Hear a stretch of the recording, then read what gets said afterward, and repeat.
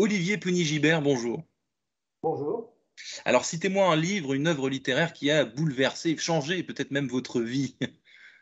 Écoutez, sans changer totalement ma vie, j'ai été très, je dirais, impressionné par un ouvrage de Christian Bobin qui s'appelle Le Très-Bas et qui est une vie de Saint François d'Assise. Et vous m'avez dit qu'il était dans votre bureau juste avant quand Oui, on était en tout off, à donc fait, parce que c'est un livre qui m'accompagne et voilà, je l'ai sur mon bureau près de moi parce qu'il est vraiment très bien écrit et qu'il y a toute une philosophie, une éthique de la vie.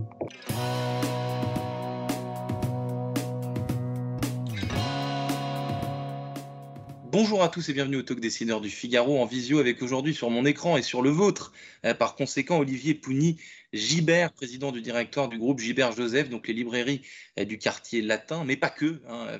Par essence, votre image est associée à celle du quartier latin, mais vous avez beaucoup de librairies en France, et pas qu'à Paris d'ailleurs. Excusez-moi, mais je dois répondre. Pardon? C'est une question là, j'ai pas compris Si, mais c'était une question. Excusez-moi.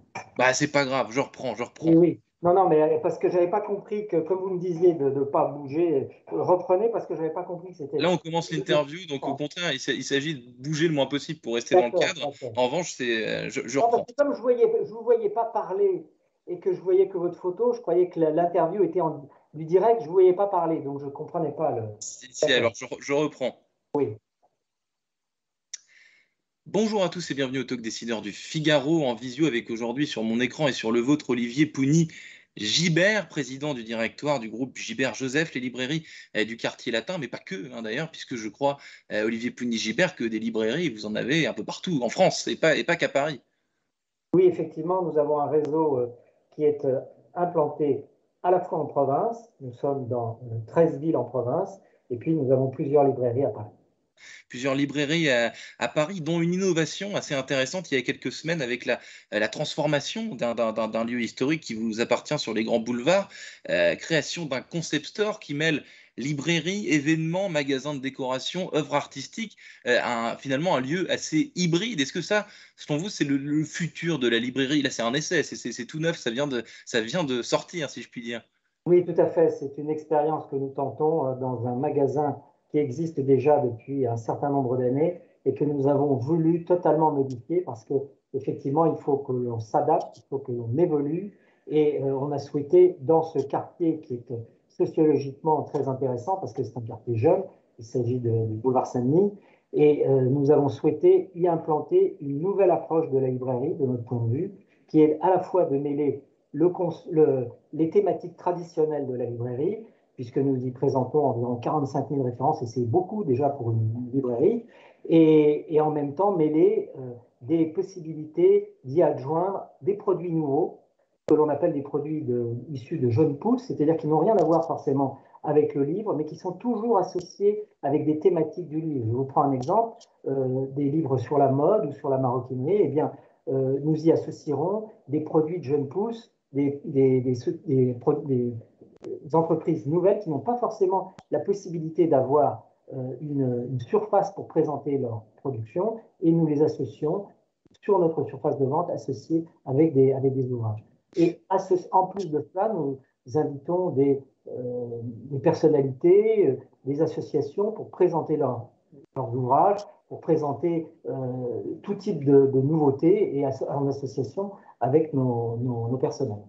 Parce que là, vous évoquez Olivier Puny-Gibert, ce quartier très particulier, cet écosystème un petit peu pétillant où il se passe des tas de choses, où la population est jeune. Est-ce que, en lisant à travers les lignes et en vous écoutant, est-ce que vous me dites, c'est que pour attirer la jeunesse dans les librairies, il faut que la librairie ait un petit plus, entre guillemets, qu'on n'y trouve pas que, même si c'est déjà beaucoup, qu'on n'y trouve pas que des livres, qu'on y trouve une ambiance, qu'on y trouve des couleurs, qu'on y trouve des choses surprenantes, quelque part. Oui, oui, oui, parce qu'effectivement, on parle beaucoup en ce moment de cette nouvelle tendance que sont les néo-libraires, c'est-à-dire ces librairies qui sont créées par des personnes qui viennent de milieux tout à fait différents, qui ne sont pas forcément des libraires, je dirais, patentés, c'est-à-dire qui sont libraires depuis de très nombreuses années, mais qui ont décidé, eh bien, du jour au lendemain, de changer de vie et qui créent une librairie.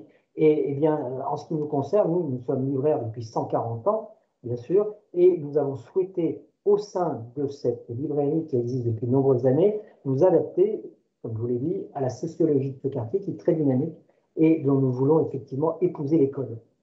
S'adapter au quartier, vous venez de le dire, Oui, mais aussi s'adapter, je crois, vous le disiez à l'instant, vous êtes libraire depuis 140 ans, mais aussi s'adapter à l'époque. Le digital, c'est très important. Et chez Gibert, dont une grande partie du business repose sur l'occasion, vous avez développé une application qui permet à des utilisateurs lambda, des lecteurs, de scanner un DVD, de scanner un livre, de scanner un CD pour savoir combien est-ce qu'ils pourraient le revendre chez Gilbert. Donc moi j'ai une question, je suis curieux, donc évidemment, comment est-ce que vous décidez, entre guillemets, du prix d'un livre d'occasion? Pourquoi tel livre de Zola vaudra tant? Pourquoi un autre livre peut-être plus rare vaudra tant? Et surtout, parfois il y a des incompréhensions. Moi j'ai déjà utilisé votre application et j'étais convaincu que quelque chose valait un certain prix. Finalement je me suis rendu compte que ça ne valait rien du tout. Donc expliquez-moi un petit peu comment les coulisses de ça. ça, c'est un peu, je dirais, notre chasse gardée. Nous avons, depuis de nombreuses années, une base de données très importante qui nous permet effectivement de coller au mieux par rapport, je dirais, à tout un historique de nos ventes et des titres qui y sont associés.